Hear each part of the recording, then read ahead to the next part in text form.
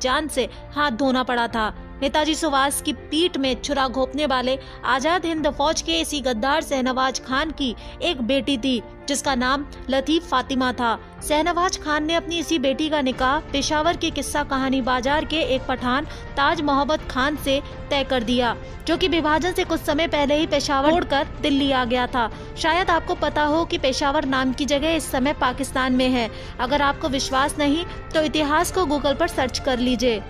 बंटवारे के दौरान आजाद हिंद फौज का द्रोही शहनवाज खान भारत छोड़कर पाकिस्तान चला गया, लेकिन नेहरू ने गद्दारों को ढूंढ कर सत्ता में आसीन करने की अपनी गंदी फितरत के चलते उसे वापस भारत बुलाकर मंत्रिमंडलीय सचिव का पद दे दिया। इम्फाल कोहिमा के दुरूह मोर्चे पर भारत से गद्दारी करके आजाद हिंद फौज के सैकड़ों जवानों को मरवा देने वाले देशद्रोही शहनवाज खान का एक नवासा पैदा हुआ जिसका नाम था शाहरुख खान। ये तो एक गद्दार की बेटी से पैदा हुआ मात्र एक गद्दार, लेकिन हम भारतीयों ने किंग खान की उपाधि देकर इसके नाना जान के गद्दारी के इतिहास को दबा दिया है और इसी कारण शाहरुख पाकिस्तान को करोड़ों की खैरात बांटता है। अब आपको पता चल गया होगा कि गद्दार इतिहासकार और पहला मुल्ला शिक्षा मंत्री मौलाना आजाद और अन्य महागद्दारों ने मिलकर आजादी दिलाने वाले सुभाष चंद्र बोस जी के इतिहास को भी इतिहास के पन्नों से मिटवा दिया और साथ ही मोहनदास गांधी और नेहरू हजारों टन की अय्याशियों को लील कर उन्हीं के इतिहास को बता डाला और उनके इस बदलू इतिहास को हमें पढ़ाया भी गया ताकि हम क्रांतिकारियों को ही आतंकवादी समझे और गांधीवादियों को आजादी का मसीहा।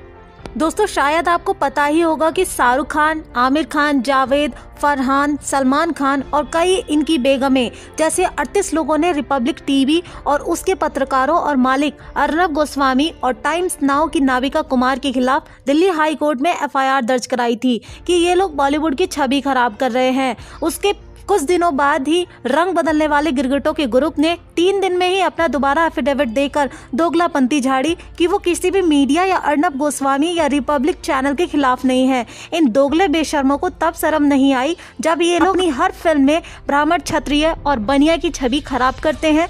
तब इन पागल कुत्तों को दुख, दर्द, शर्म, हया जैसे नाम नहीं याद आते। इनकी कोई भी फिल्म आप देख लीजिए, ब्राह्मण है तो पाखंडी होगा, क्षत्रिय है तो अत्याचारी और बनिया है तो सूदखोरी करने वाला, मगर किसी भी फिल्म में जालीदार टोपी वाला है, ईमान का पक्का, अल्लाह का नेक बंदा, सब पर रहमत बरसाने वाला और बेहतरीन दोस्त, अच्छा इंसान जैसे नैरेटिव इन्होंने कई दशक तक गढ़े हैं और धीमे धीमे जहर की तरह हिंदुओं के दिमाग में भाईचारा बिठा दिया है।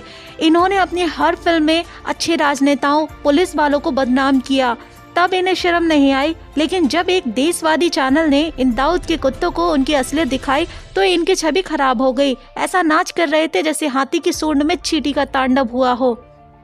दोस्तों, भारत को आजादी दिलाने में सिर्फ शहनवाज खान ही गद्दार नहीं था, बल्कि बहुत सारे मुसलमानों ने गद्दारी की थी और आज बॉलीवुड में भी हमने उन्हीं गद्दारों की औलादों को अपने सिर पर बिठा लिया है। उस समय भी हमने सनातनी देशभक्तों को महत्ता नहीं दी थी और आज भी हम इन खानों के पीछे छिपे असली सनातनी हीरोज को नहीं पहचान रहे हैं। अगर हमने इन खानों को बर्बाद नहीं किया तो शर्म आएगी हमें खुद से। क्या मुंह दिखाएंगे अपनी पीढ़ी को? इसलिए दोस्तों, अपनी सभ्यता, संस्कृति और धर्म, सनातन धर्म को बचाना है तो इन गद्दारों को निकाल के